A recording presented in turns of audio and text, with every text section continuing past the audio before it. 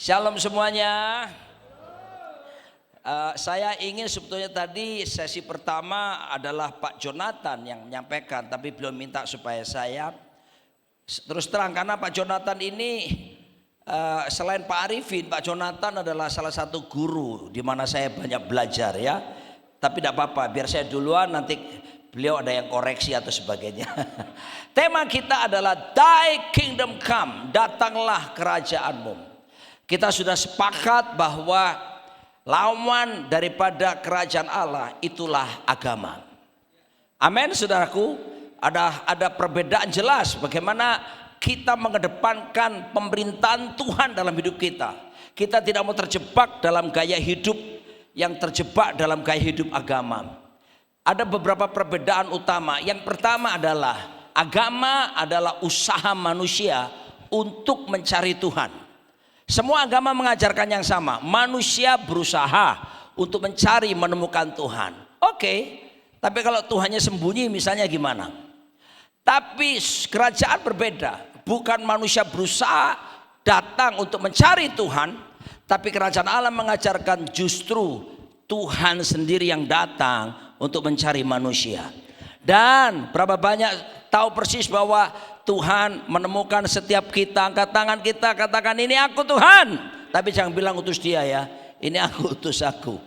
Saudara kasih Tuhan, perbedaan yang kedua yang utama adalah ini penting sekali. Agama, semua mengajarkan agama, manusia dibekali, manusia dipersiapkan. Supaya apa? Supaya siap kalau mati masuk surga. Bahkan ada yang bilang bukan cuma surga, syurga. Kenapa syurga?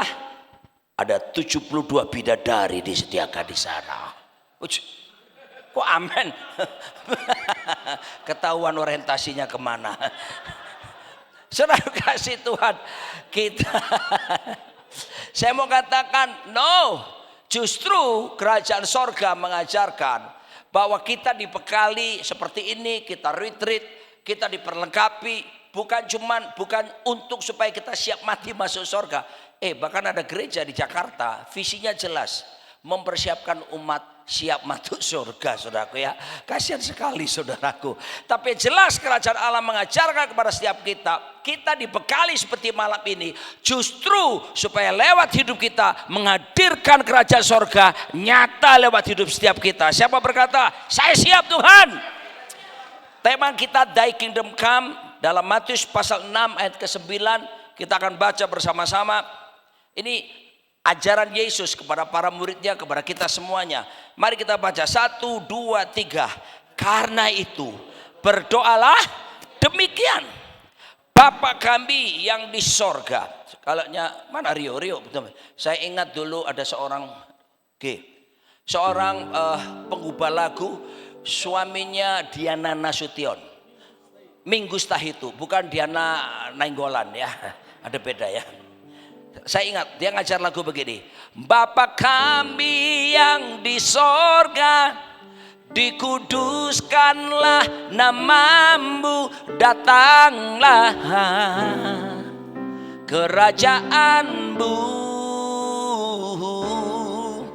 jadilah kehendakmu di bumi seperti di sorga. Haleluya. Oh haleluya. Saudaraku, kata berdoa di sini dalam bahasa Yunani pakai kata proseuomai. Apa sih artinya sebetulnya kok sampai Tuhan mengajarkan doa seperti ini? Yang pertama, dia sebetulnya melakukan doa dengan sikap penuh kerendahan hati, merendahkan diri secara sungguh-sungguh. Karena tanpa ada sikap kerendahan hati, maka yang jelas saudaraku, doa kita itu diwarnai dengan kepentingan pribadi. Ada almarhum Pak Alex Abraham Tanusaputra, pendiri gereja Betani. Dia berkata begini, kerendahan hati itu ibarat pakaian dalam. Semua pakai pakaian dalam ya. Harus dipakai, tapi jangan pernah dipamerkan. Hanya suami istri di kamar baru boleh. Demikian pula Tuhan kerendahan hati melekat dalam hidup setiap kita. Dan bukan cuma berdoa dengan sikap merendahkan diri, tetapi berdoa dengan secara sungguh-sungguh. Saudaraku, Anda tidak mungkin datang sikap merendahkan diri berbarengan dengan sikap kekhawatiran. Kenapa? Tatkala kita khawatir, kita sedang menundukkan diri kepada Tuhan di bawah Tuhan kita. Tapi ketika kita merendahkan diri dengan kepercayaan penuh akan kehendak Allah, maka betul-betul kita sedang mengakui Dia Raja di atas segala raja. Karakteristiknya apa? Pertama, berdoa yang bagaimana? Di atasnya kalau kita baca, Yesus itu mengajarkan supaya kita itu tidak munafik dalam kehidupan kita. Ya, saudara lihat bagaimana ahli Taurat, orang Farisi, mereka tuh berdoa supaya didengar, mulai dilihat orang. Lalu kemudian di tikungan jalan, ya ada 7 Farisi pada waktu itu. Arti Farisi itu sebenarnya yang dipisahkan. Nah, ada 7 macam Farisi. Dari 7 macam Farisi itu ada 6 yang Tuhan Yesus kurang menyukai. Salah satunya disebut Farisi berdarah. Kenapa Farisi berdarah, saudaraku? Begini, kalau ketemu orang, wah dia pakai jubah panjang. Lalu kemudian dia tunjukkan sikap keagamaannya, ya. Tapi saudaraku, ini yang bahaya sekali. Mereka itu kalau ketemu gadis cantik, seksi, itu langsung mereka berkata begini, najis, najis, najis. Ya, nah saudara harus tahu orang Yahudi itu banyak yang cantik, ya. Jadi saya tidak bisa bayangkan waktu dia jalan. Nah zaman dulu itu kan tidak ada sepatu model kita bisa nutupi semuanya ini. Modelnya itu masih kelihatan jemarinya begitu. Jadi pada waktu dia jalan begini, dan zaman dulu tidak ada aspal seperti kita. Zaman dulu batu-batuan seperti itu. Dan pada waktu dia jalan ketemu cewek cantik, dia berkata najis, najis, terus ke atas. Ketemu lagi najis, banyak cewek cantik. Dan kemudian ketemu saudaraku batu kerikil yang tajam. Waktu dia kesandung saudaraku, dan karena najis-najis itu, lalu kemudian kakinya berdarah. Nah disebut Farisi berdarah. Kenapa? Di sisi lain, pada waktu wanita ketangkap basah berbuat dosa itu berzina, biasanya orang berzina itu minimal berapa orang? 2. Tapi cuma 1 perempuannya yang diseret. Saudaraku, pelakunya siapa? Ya imam itu juga, saudaraku ya. Dia mungkin jadi pelangganannya, jadi supaya enggak menutup ketahuan siapa dirinya, dia tuduh ke orang lain. Perlakuan yang munafik, makanya Tuhan gak suka, disebut Farisi berdarah. Nah saudaraku, kita lihat dalam kehidupan setiap kita. Saya terkejut bersama istri saya pergi suatu saat ke sebuah kota dan melayani di sebuah gereja di mana jemaatnya itu salah satu gereja terbesar di kota itu. Yang kami terkejut adalah kalau ibadah, Bapak Gembala dengan Ibu Gembala itu duduknya berdampingan. Senyum, senyum, senyum, senyum. Tapi ternyata saudaraku, mereka tidak tinggal satu rumah. Selesai kebaktian pisah. Saudaraku dikasih Tuhan, ini gaya hidup model drakor saudaraku ya. Drama Korea. Ya kok cepat bereaksi. Bu Irma ada apa dengan drama Korea? Nonton ya Bu ya? Saya juga. Waktu Covid saya ingat sama istri saya karena tidak bisa beri kemana-mana. Maka kita waktu itu ambil Netflix pertama kali tahun 2020 setelah saya sembuh ya. Kan tidak boleh ibadah terbuka, tidak boleh ketemu orang banyak. Jadi banyak waktu di rumah lah. Di situ kali pertama saya nonton drakor itu sebuah kerajaan namanya Kerajaan Joseon. Filmnya saya ingat Moon Embracing the Sun. Bintang filmnya Kim So Hyun.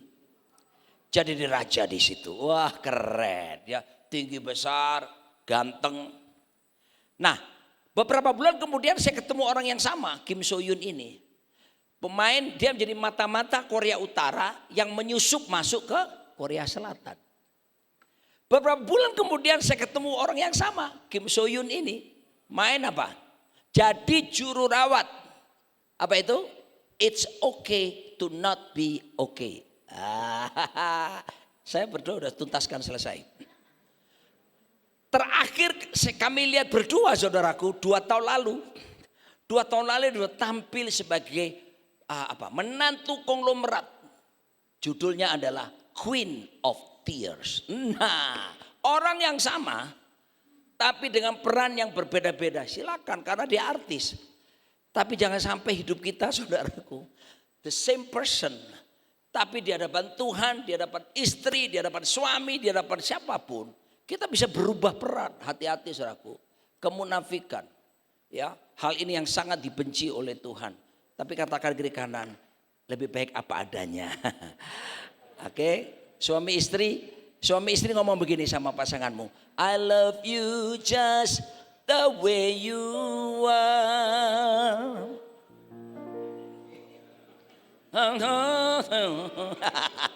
Itu lagunya Billy Joel. Yang berikutnya, saudaraku, kalau kamu berdoa masuk ke ruangan, tutup pintunya. Pribadi sifatnya.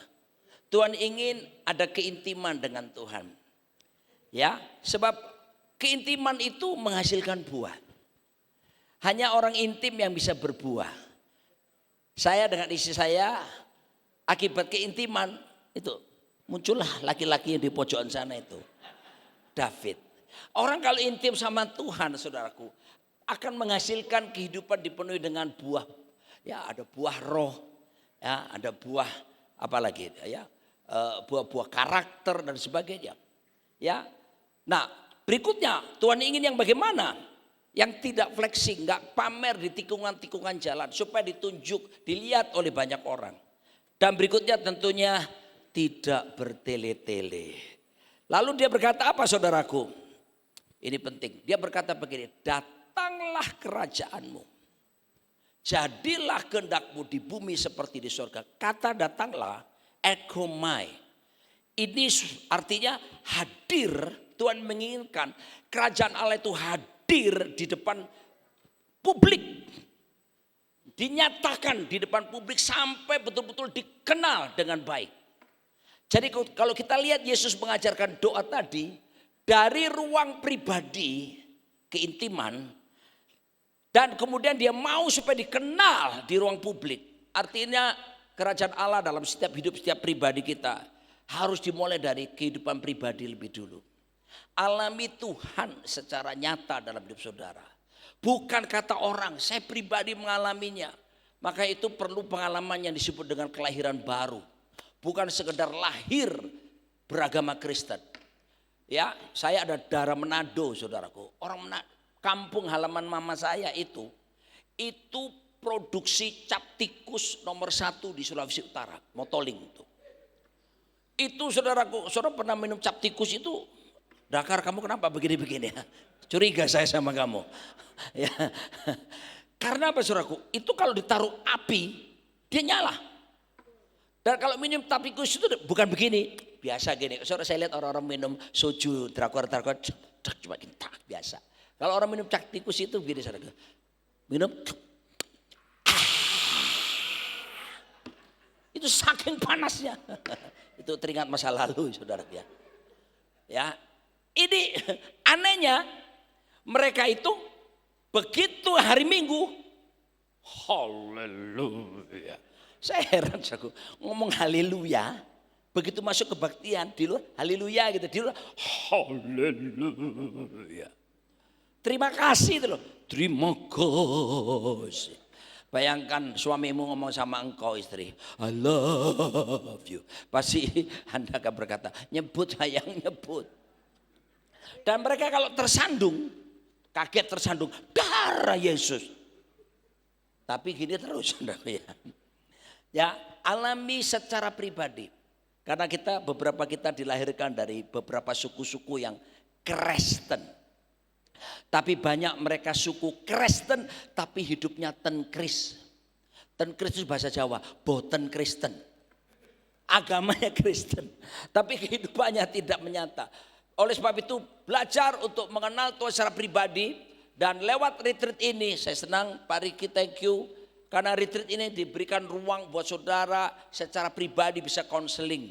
Ya, kami ingin setiap saudara dalam retreat ini yang cuma sekedar beragama Kristen, saudara betul-betul bisa mengalami ketemu pengalaman pribadi yang disebut bertobat lalu lahir baru dalam hidup saudara. Dan tidak berhenti sampai di situ. Kita berdoa lewat sesi-sesi dan kesempatan berikutnya lewat konseling-konseling, saudara bisa didoakan dipenuhi oleh Roh Kudus.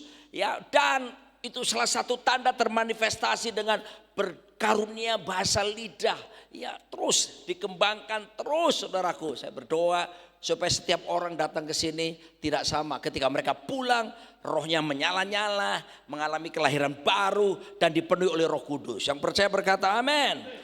Jadi dimulai dari ruang pribadi hidup kita dan kemudian harus nyata.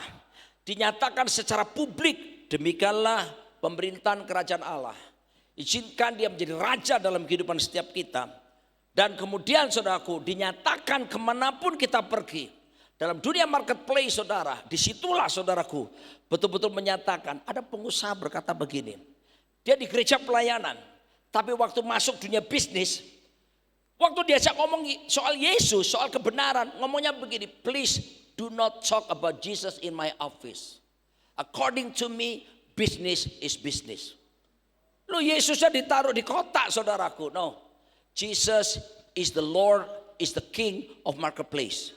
Dia raja atas dunia usaha. Dia bukan cuma dinyatakan dalam ruang di mana spiritual kerohanian, tapi dia harus secara publik dinyatakan. Jadi Yesus berkata, kalau kamu malu mengakui aku di hadapan orang, maka aku akan malu mengakui kamu di hadapan Bapakku. Jadi jangan takut saudaraku hidup dalam pemerintahan kerajaan Allah. Walaupun mungkin saudaraku tidak disukai oleh orang di luar sana. Tapi saudaraku biarlah pemerintahan itu menjadi nyata dalam hidup kita di seluruh aspek. Dari mana? Mari kita lihat lagi. Dimulai dari ruang pribadi sampai ke ruang publik. Artinya begini loh. There is no space for sin anymore. Kalau dia dinyatakan dari ruangan pribadi sampai terus publik, itu berarti tidak ada satu ruang buat diri kita, di dalam diri kita, di mana dosa harus bekerja.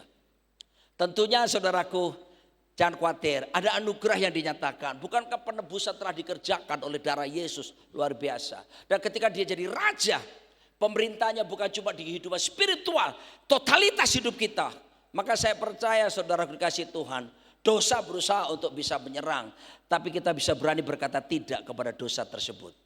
Saya belajar secara pribadi, ketika saya bertobat penuh Roh Kudus, saya masih kuliah di kota Surabaya.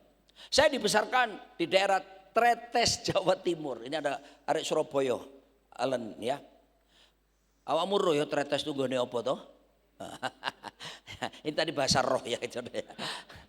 Itu tempat pelacuran terbesar di Jawa Timur. Waktu saya SMP masih celana pendek, saya sudah digoda pelacur-pelacur. Jadi saya penuh dengan kenajisan, nonton blue film dan sebagainya. Kalau nonton film porno itu VHS, Betamax yang gede-gede itu ya, satu lemari saudaraku. Masa lalu saya diwarnai dengan kenajisan. Suatu saat saya bertobat. Bertobat, tidak lama saya dipenuhi oleh Roh Kudus. Basah roh, keren. Wah saya senang. Tapi kalau saya lihat, maaf ya, dosen saya yang apalagi dosen muda, asisten dosen ngajar. Zaman dulu itu tidak ada PowerPoint, yang ada itu kapur. Tulis papan yang warna hijau itu. Nah, waktu dia nulis-nulis gini, aku dari atas nulis gini, terus nulis-nulis ke bawah gini. Sudah ngerti ya? Sampai maaf ya, nungging gini ya, nulisnya gini. Itu saya langsung punya pikiran saya kembali ke masa lalu. Saya teringat akan kenajisan-kenajisan. Wah, jadi selama saya lihat dia nulis gitu, saya sambil berdoa, darah Yesus, aku usir segala roh perjinan, keluar. Bodohnya saya saudaraku. Saya tidak ngerti pada waktu itu. Kenapa saudaraku? Sebetulnya saudaraku, saya harus melatih pola pikir saya untuk ditundukkan kepada kebenaran firman Tuhan. Sampai satu saat saya latihan. Bagaimana saya menikah sama istri saya ngaku sama dia, sayang, kelemahanku di mataku. Jadi tolong aku, gitu ya. Saudara tahu, kalau saya lihat cewek cantik, ini dulu ya, lalu seksi gitu. Yesus berkata, barang siapa melihat wanita, masih oke. Lihat cewek cantik, seksi, boleh gak? Bolehlah. Tapi langkah kedua, lalu menginginkannya dari dalam hatinya, itu masalah saudara. Dia sudah berzina dari dalam hatinya. Nah waktu saya lihat cewek cantik, Terus biasanya dulu waktu enggak ngerti, itu kemudian dari melihat biasa, lalu kemudian berlanjut kepada pikiran yang bukan-bukan. Sampai saya pegang kepala saya, dalam nama Yesus jamah.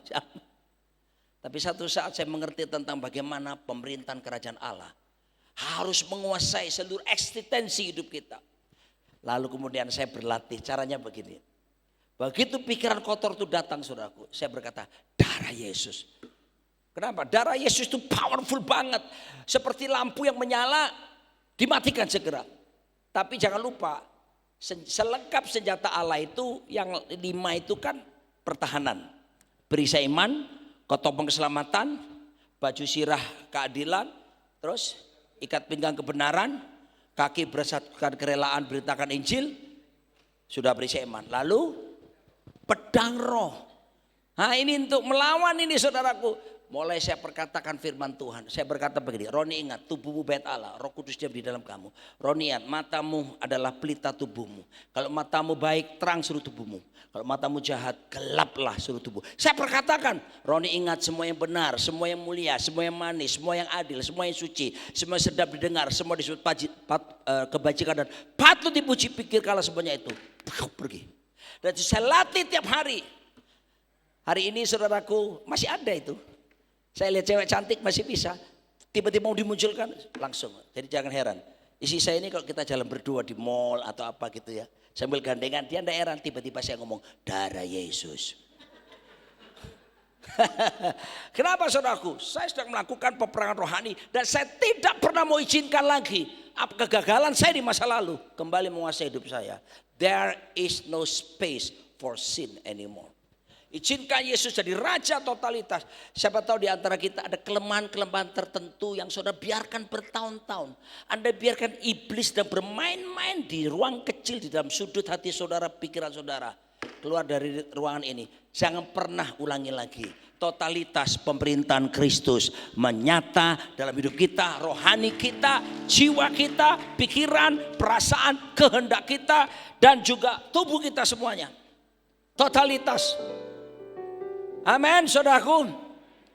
There is no space for sin anymore. Sudah.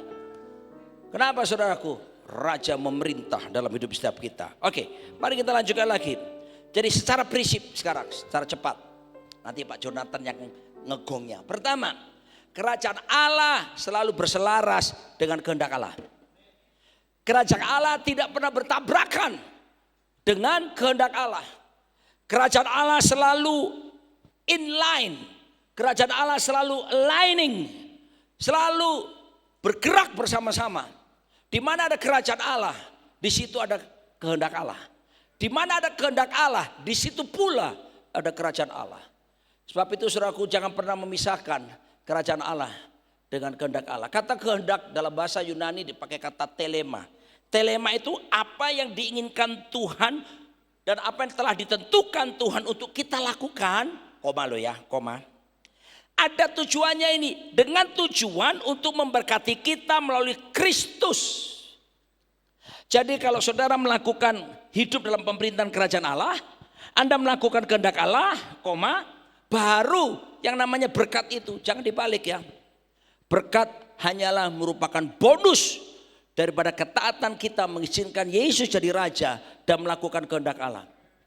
Oke, carilah dahulu kerajaan Allah serta kebenarannya, maka semuanya akan ditambahkan.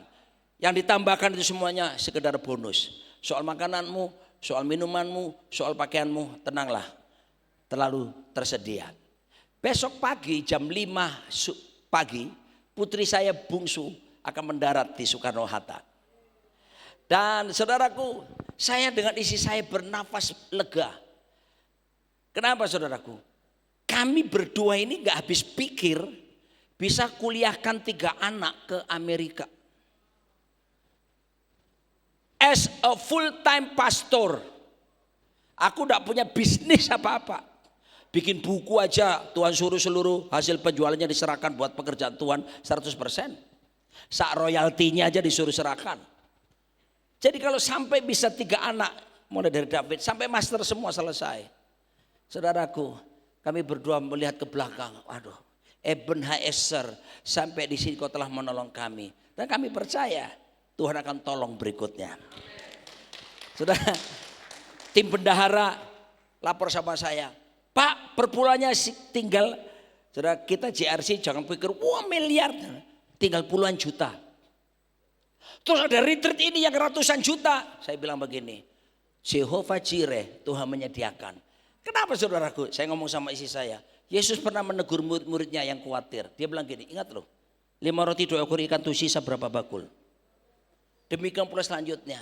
Dan saya percaya saudaraku, dengar saudaraku, kalau kehendak Allah, kerajaan Allah memerintah, yang namanya kekhawatiran sirna pergi meninggalkan setiap kita. Berkeyakinan, gini loh, pola pikir kita sadari bahwa kita ini diperintah, dipimpin oleh Tuhan sepenuhnya. Jadi jangan pernah khawatir, jangan pernah takut. Apa yang kamu makan, apa yang kamu minum, apa yang kamu pakai. Tunduk saja pada kehendak Allah dan berlatihlah setiap waktu dalam kehidupan saudara mengikuti kehendak Tuhan dalam hidup setiap kita. Oke? Jadi yang berikutnya dia pedoman sekaligus perintah. Saya akan lanjutkan lagi di dalam cara mengalahkan keinginan mata seharusnya. Cara mengalahkan keinginan daging. Cara mengalahkan keangkuhan manusia atau keangkuhan hidup adalah mentaati kehendak Allah sepenuhnya dan sungguh-sungguh menjadikan Kristus memerintah di dalam hidup setiap kita. Amin saudaraku. Mulai harus dilatih dalam hidup setiap kita. Ya. Saya di Sinode Gereja Betel Indonesia, tahun lalu kita ada namanya sidang MPL. Jadi para pemimpin tuh kali ini kita ditraktir oleh gereja di Australia. Terbang semua anggota BPP ini dan juga anggota MPL ke Sydney. 100 lebih orang gratis. Nah, saya ditraktir ya terbang aja ke sana kan, rapat di sana. Nah, waktu itu kita membicarakan tentang tata gereja. Sanksi-sanksi buat hamba Tuhan yang berbuat dosa. GBI cukup tegas sampai pemecatan. Tapi yang dilihat adalah bagaimana keinginan daging dan keinginan mata. Misalnya pendeta korup, pendeta berzina, itu jelas. Lalu saya angkat tangan, saya berkata, kenapa kita menyoroti hanya keinginan mata dan keinginan daging? Bagaimana mereka yang memiliki keangkuhan hidup? Kesombongan saudaraku, itu sama jahatnya dengan keinginan mata, keinginan daging. Dan saya usulkan dibentuk tim untuk supaya mulai membuat indikatornya dan menemukan keangkuhan hidup. Gak kelihatan saudaraku, tapi nyata. Ya, tapi sekali lagi Tuhan menginginkan dan kita harus belajar seperti dia. Dia berkata, belajar daripadaku. Aku lemah lembut dan rendah hati. Dalam 1 Yohanes 2:3-6 berkata, barang siapa mengatakan bahwa ia ada di dalam dia, ia apa?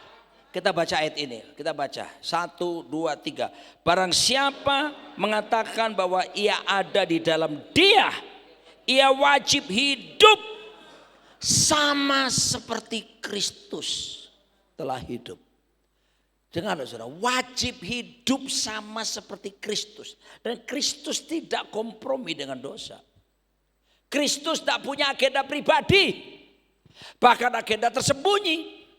Agendanya cuma satu, kunci A. Apa dia? Makananku ialah melakukan kehendak Bapa. Makananku ialah menyelesaikan pekerjaannya. Saya mau ekstrim, tapi ini benar. Buang semua agenda pribadi saudara. Buang semua bahkan agenda tersembunyi. Agenda kita cuma satu, melakukan kehendak Tuhan dan menyelesaikan pekerjaannya bagi setiap kita. Siapapun, Anda seorang bisnismen, lakukan kehendak Allah di bisnis saudara. Anda seorang ibu rumah tangga, lakukan kehendak Allah dalam rumah tangga saudara. Dan biarlah sepenuh-penuhnya dia menjadi raja dan kita wajib hidup sama seperti Kristus hidup. Coba kasih tahu kiri kanan saudara, wajib sama seperti Yesus. Wajib sama. Bukan mudah-mudahan sama, wajib sama. Oke, prinsip yang kedua, jadi jelas ya, kehendak Allah dengan kerajaan Allah selalu berselaras dalam pergerakannya. Tapi yang kedua ini, the kingdom of God is also the kingdom of power. Amin. Yesus Kristus tetap sama baik kemarin, sekarang, bahkan sampai selama-lamanya. Kalau dulu dia buat mujizat, sampai hari ini mujizat, kuasa Allah tetap sanggup dinyatakan dalam hidup setiap kita. Saudara aku dikasih Tuhan, hari-hari ini saya sudah latih saudara beberapa metode memenangkan jiwa. Dan terima kasih Ibu Ina kapan itu sempat datang kasih training. Saudara kita, saya senang sudah mulai ada praktek-praktek. Saya sudah dengar Pak Riki memenangkan jiwa. Ya, yang memenangkan jiwa saya minta nanti hari Minggu 5 menit aja ceritain supaya memotivasi semua. Gini loh, capek deh. Bilangan Research Center membuat penelitian. Indonesia ini gereja mengalami pertumbuhan luar biasa. 45% itu terjadi karena pindah gereja. Dari yang keyboard tok ke band. Dari yang bahasa Indonesia ke bahasa roh. Dari yang apa? Yang LCD ke LED. Come on.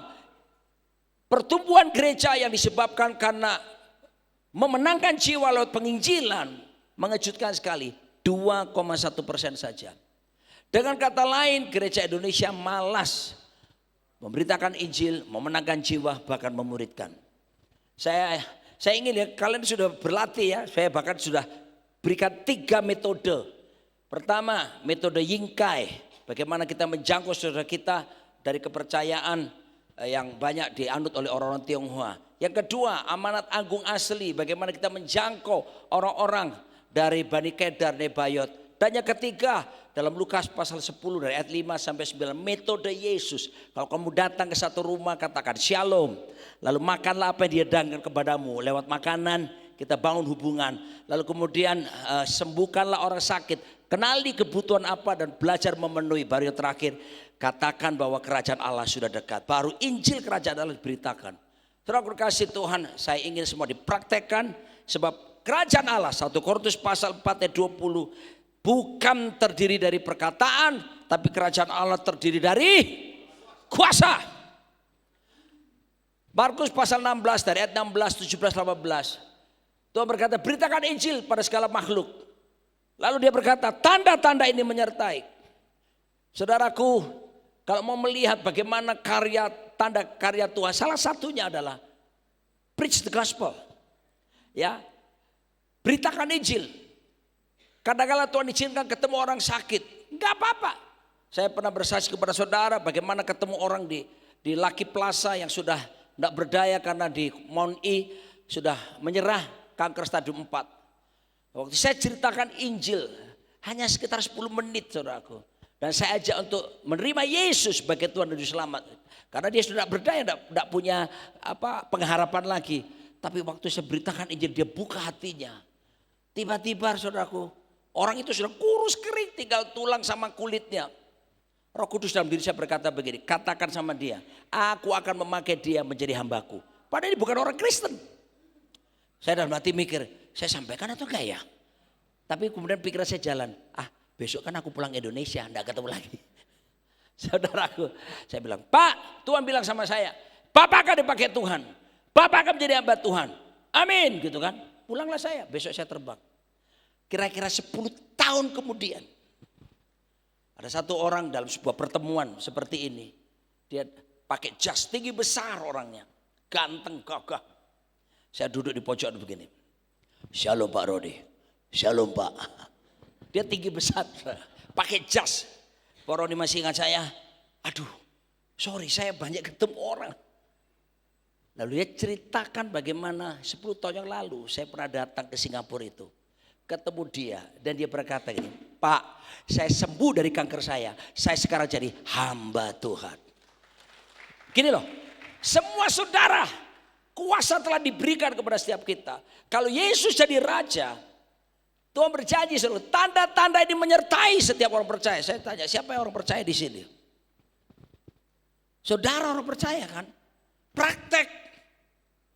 Saya berkata kepada saudara kemarin, ketemu orang berewokan pun, berapa kali saudaraku, orangnya brewok, Tapi waktu dengar Injil didoakan, Hello Kitty kok. Nangis juga. Jangan terintimidasi dengan penampilan seseorang. Bagaimanapun dia itu Yesus dan orang itu. So ayo, ya istri saya ini pernah diajak sama Ibu Ina ke Lampung. Istri saya itu sangat terinspirasi dan terkesan sekali. Ibu Ina ini baru sebentar tahu sudah ngobrol sama perempuan di sana, penjual di toko, warung atau apa tuh. Langsung menginjil saudaraku. Ya betul-betul ada urapan dan jawatan penginjil dalam dirinya. Tapi begini loh, jangan berpikir hanya itu milik mereka yang berkarunia penginjil. Semua kita walaupun kita bukan berkarunia penginjil, seharusnya kita menyatakan kuasa Allah. Beritakan Injil. Yesus bilang tanda-tanda ini akan menyertai. Haleluya. Jos, coba kamu berdiri Jos. Kata menyertai di dalam Alkitab, dalam bahasa Yunani mengandung pengertian seperti ini. Kamu pakai apa itu? Jaket. Coba kamu jalan ke sini dulu. Ya, coba kalau gini masih tinggi siapa Jos? Oke, sekarang kamu kembali ke sana. Dia pakai jas. Setiap kali dia bergerak, jas tidak pernah pergi meninggalkan dia kan? Jaket ini loh. Artinya menyertai. Kuasa Allah tetap menyertai setiap kita kemanapun kita pergi. Jadi jangan takut, doakan orang sakit, beritakan Injil. Tuhan akan menyertai kita dan kuasanya. Sebab kerajaan Allah bukan tidak perkataan tapi kuasa. The kingdom of God is also the kingdom of power. Ya, kuasa untuk melakukan mujizat, berbicara tentang kekuatan moral, bahkan keunggulan jiwa. Sangat terhubung sekali dengan mental health. Saudara, ada satu pengajar yang mengajarkan bahwa dia tidak percaya tentang kuasa kelepasan dan sebagainya. Dia bilang bahwa segala sesuatu diselesaikan secara kejiwaan saja, ilmu psikologi. Mana bisa kalau tanpa kuasa Roh Kudus. Sebab the power of the Holy Spirit itu bisa menolong dan menyelesaikan sampai tembus urusan masalah kejiwaan. Ya, nonsense tanpa kuasa Roh Kudus, oke? Dan terakhir sekarang. Kerajaan Allah, kita lihat unsurnya ini dia. Ya, Roma 14 ayat 17 berkata, sebab kerajaan Allah bukanlah soal makanan dan minuman, tetapi soal kebenaran, damai sejahtera dan sukacita oleh Roh Kudus. Ya, kebenaran di situ dikaiosune. Dikaiosune itu ada dua makna. Yang pertama dia berbicara tentang the relationship, hubungan kita sama Tuhan, beres, ya. Lalu kemudian berimplikasi apa? Position. Posisi kita di hadapan Tuhan. Ketika Yesus jadi raja, totalitas. Mulai kita berlatih memerintah di pikiran, memerintah di perasaan, memerintah di kehendak kita sepenuhnya, memerintah di dalam tubuh kita sepenuhnya. Maka saudaraku dikasih Tuhan, itu tanda bagaimana Anda dipimpin dalam kebenaran Tuhan. Dan Yesus berkata, barang siapa mengetahui kebenaran, kebenaran akan memerdekakanmu. Hidup dalam pemerintahan kerajaan Allah, hidup dalam kemerdekaan yang sejati. Jadi jangan izinkan ada ikatan-ikatan tertentu dalam diri saudara. Selesaikan dalam retreat ini, ya, tuntaskan. Saudara biar pulang menuju ke Jakarta, kita betul-betul mengalami kemerdekaan sejati daripada Tuhan. Tidak ada ikatan apapun, belenggu apapun, kebiasaan-kebiasaan buruk apapun harus terlepas. Ya, saya tidak tahu kehidupan saudara sehari-hari, tetapi yang jelas hati-hati saudaraku. Satu kali saya kumpul dengan beberapa orang yang menggagas pelayanan konseling nasional. Ini pakar-pakarnya konselor untuk urusan konseling di Gereja Betel Indonesia. Lalu saya dapat laporan, aduh, sekarang kita jumpai banyak pendeta terikat dengan pornografi. Wow, di HP-nya saudaraku. Ya, ada Alkitabnya, tapi juga tersimpan hal-hal yang najis di sana. Satu kali saya kenal seorang pendeta. Pendeta ini HP-nya hang. Lalu kemudian dia serviskan ke teman saya, ke kenalan saya. Dan karena diserviskan ke kenalan saya, ya otomatis kenalan saya harus buka dan mulai bersihkan dan bla bla bla bla. Tapi sebelum diserahkan kepada pendeta itu, kenalan saya ketemu saya. Dia berkata, Pak Roni, ini saya habis pikir ini pendeta kan yang punya. Kenapa? Kenapa? Dia simpan file-file pornografi di dalamnya. Aduh saudaraku, bagaimana ini? Ya, hidup di dua alam. Hanya amfibi bisa seperti itu. Kasih tahu, kamu bukan amfibi. Amfibi itu kayak katak itu ya, hidup di dua alam gitu ya. No, amin. Ketika kerajaan Allah, Yesus jadi raja, memerintah dalam diri kita, there is no space for sin anymore. Kita lanjutkan lagi. Ada damai sejahtera, irene. Ya, ini bukan sekedar perasaan damai, saudaraku. Betul-betul diwarnai dengan ketenangan dalam hidup setiap kita. Mempercayai Tuhan, ya, terlibat dalam segala sesuatu dalam hidup setiap kita. Mempercayai Tuhan mengetahui segala sesuatu. Bahkan pemazmur berkata begini, sebelum lidahku berkata, segalanya telah kau ketahui. Belum ngomong pun Tuhan sudah tahu kita bakalan ngomong apa. Bangun sebuah keyakinan penuh dalam diri saudara, Tuhanmu itu berkuasa. Sebelum ngomong aja dia tahu kok. Apa di pikiran kita aja dia tahu kok. Sampai pemazmur berkata, Kujiki, aku mau kemana lagi? Ke dunia orang mati Tuhan ada di sana kok. Aku taruh tempatku di gunung yang tinggi, dia ada di sana. Mau kemana saudara? So that's why, ayo selaraskan pikiran kita, selaraskan perasaan kita, selaraskan kehidupan kita, kehendak kita, tunduk kepada Dia. Dan yang berikutnya, sukacita. Haleluya. Saya baru pulang dari Lampung, meresmikan cabang kita yang terbaru, saudaraku ya. Nah, waktu saya ke sana, kan otomatis kan beberapa orang baru, ya. Ada orang ketemu saya, saudaraku. Ih, Pak. Lama rupanya lihat saya. Bapak kelihatan awet muda ya. Saya bilang sudah putih rambutnya. Enggak. Maksud saya tuh. Padahal saya enggak pernah untuk perawatan ke Korea enggak lu ya. Mereka bilang itu ada glowingnya gitu. Mosok sih? Saya percaya semuanya itu betul loh saudara ya. Saya enggak mengenal apa yang disebut dengan perawatan seperti itu. Isi saya aja kena tomcat ini kemarin. Ya, kita cuma cari salep biasa aja ya sayang ya. Membekas enggak sayang? Dia sampai berdoa supaya jangan pakai. Kalau tomcat kan bisa membekas saudaraku ya. Tapi maksud saya bikin saudara, kalau ada sukacita bekerja. Saya paling sedih kalau ada orang mengaku namanya Kristen, tapi dia wajahnya itu jadi kayak agen rahasia iblis loh. Nah itu sering kita ketemu ya. Kalau kita pergi ke penjara, waduh pelayanan kepala penjara itu menyedihkan tuh waktu ngomong begini misalnya. Puji Tuhan Pak Pendeta, jemaat bertambah banyak. Kalau di sini cuma bertambah banyak silakan, tapi kalau di lapas itu memilukan. Kamu siapa? Samuel Pak. Samuel, kenapa kamu penjara? Bunuh orang Pak. Ada satu yang anak pendeta kan just itu suka menyekap perempuan-perempuan. Ingat tuh, main musik tuh loh. Ini dulu kan mantan di sana jadi 7 tahun saja. Ya, tapi sekarang bangkit luar biasa. Menyedihkan. Namamu siapa? David.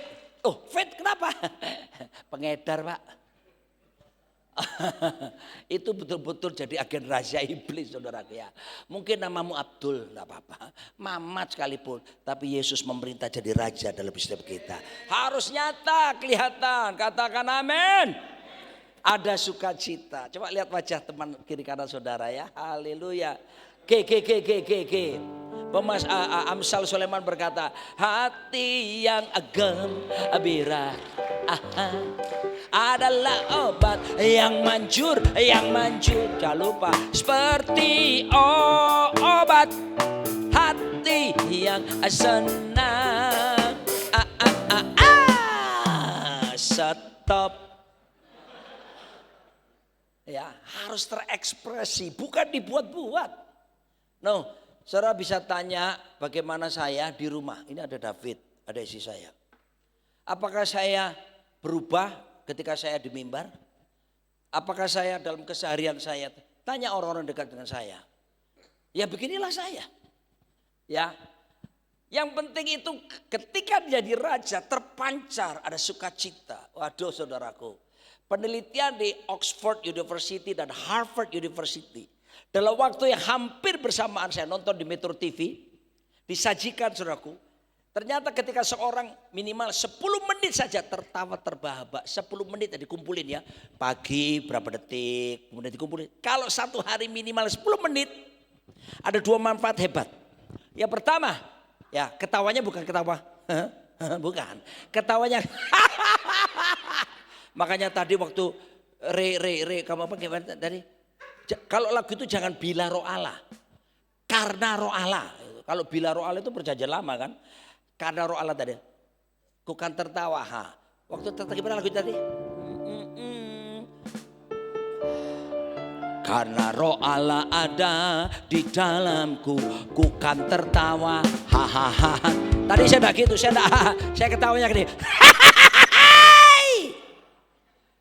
Saya enggak peduli.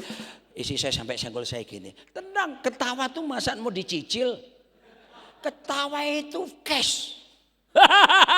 Gitu. Nah saya kasih tahu. Kenapa saya lakukan itu? Karena saya ngerti penelitian ilmiahnya. Hasilnya ada 2 hal yang besar. Yang pertama, pada waktu kamu tertawa, hormon hipotalamus ini menghasilkan hormon positif yang mengalahkan segala pengaruh toksit hormon negatif dalam tubuh saudara. Ujung-ujung apa? Sehat. Otot kawat, balung wesi, keringet, wedang, jahe. Sehat. Amin. Ya. Dan hasil yang kedua, loh kan firman Tuhan bilang hati yang gembira adalah obat. Sebentar, begini. Saya pasien saudara dokter. Oke, saudara semua dokter. Saya datang dengan pakai compang-camping. Rambut saya morat-marit, bau.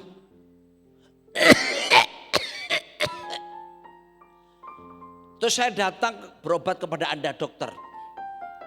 Setelah saya berobat, kira-kira Anda kasih resep obat generik atau obat mahal? Kelihatan compang-camping loh pakaian saya, rambutnya enggak beraturan. Saudara kasih obat yang generik atau obat yang mana? Dokter, kira-kira kamu resep apa kasih saya? Generik. Oke, tapi sekarang saya beda. Saya datang membawa istri saya ke praktek. Istri saya pakai tas yang merek H.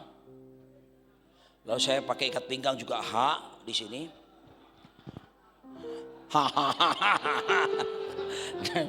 Sepatu juga H. Ya. Terus saya saudara kasih resep saya obat apa? Paten yang mahal. Saudara ternyata memang beda. Khasiat obat generik dan obat paten yang mahal. Betul enggak dokter? Hei, saya beritahu hati yang gembira itu bukan obat yang sekedar paten apalagi generik. Alkitab bilang hati gembira itu obat yang manjur. Manjur itu obat dokter aja belum tentu kok menyembuhkan kok. Betul enggak saudara? Apalagi waktu saya kena COVID pertama itu dokternya sampai ngaku. Pak, kita ini dokter bingung loh. Belum ada vaksin, belum ada obat ini. Jadi saya dicobain terus saudaraku. Sampai akhirnya saya minum apa? Obat cacing anjing itu loh. Ivermectin. Bener saya minum. Ivermectin. Oh bener. Ini tahun 2020. Tapi saudaraku, hati yang gembira adalah obat sehat yang manjur. Yang kedua, ini ibu pasti suka. Penelitian itu menyatakan ketika ada hidup dalam sukacita yang ditandai dengan tertawa, maka yang terjadi, ini saya suka sekali. Hasil penelitian adalah akan memberikan obat anti-aging dalam diri kita. Menahan proses penuaan. Halo ibu-ibu. Biaya perawatan mahal ya. Tapi kalau orang penuh sukacita kenceng terus saudaraku. Haleluya. Glory. Saya lihat di Alkitab tidak ada ayatnya iblis tertawa kok. Coba saudara, saya baca dari Kejaran sampai Wahyu bolak-balik. Maka Ketika didapati anak Tuhan jatuh dalam dosa itu, tertawalah iblis. Tidak ada ayatnya. Drama-drama pasca kita buat seperti itu. Yang ada ayatnya Mazmur 2 ayat yang keempat. Tuhan yang duduk di takhta tertawa memandang semua orang yang mengolok-olok dia. Saya percaya tertawanya Tuhan bukan begini. Enggak. Saya yakin kalau Tuhan tertawa saudaraku memandang musuh-musuhnya.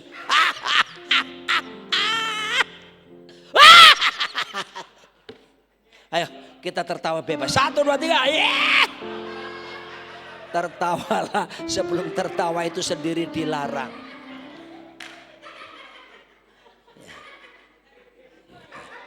Ya, agak lain 3. Terakhir, sekarang paling terakhir. Saudaraku, Tuhan menginginkan kerajaan Allah harus diutamakan, harus diprioritaskan, harus menjadi nomor 1 di seluruh aspek hidup kita.